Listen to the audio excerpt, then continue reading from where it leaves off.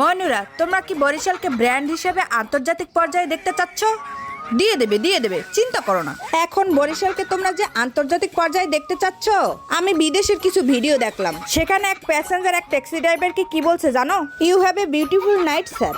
এখন এই কথাটা যদি আমি বরিশালে এক সিএনজি ড্রাইভারকে বলতো আফা আপনি তাড়াতাড়ি নামে, সামনে আর এক ভাড়া খাড়াই রয়েছে, এত আলাপ করার সময় নেই। বিদেশের রেস্টুরেন্টে খাওয়ার পরে রেস্টুরেন্টের ওনার বলে you have a good day sir. বরিশালে চায়ের দোকানে বৈশা এক কাপ চা খাইতেন, 5 মিনিট গল্প করতেন, চায়ের দোকানওয়ালা কি বলতো আপনাকে জানেন? ভাই আপনি 5টা দামের চা খাই 1 ঘন্টা বই গল্প করেন, টিভি দিতে বন্ধ করে।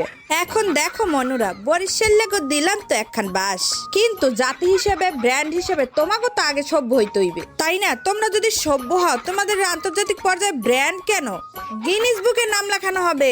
আগে নিজেরা পরিবর্তন হও। বরিশালের যারা আছো তোমরা তো ব্র্যান্ডের মানুষ, তোমরা নিজেদের আগে পরিবর্তন করা শেখো মনুরা, দেখবে তোমাদের আন্তর্জাতিক পর্যায়ে না গিনিস বুকে নাম লেখানো হবে। ধন্যবাদ। অগ্রিম ঈদ মোবারক।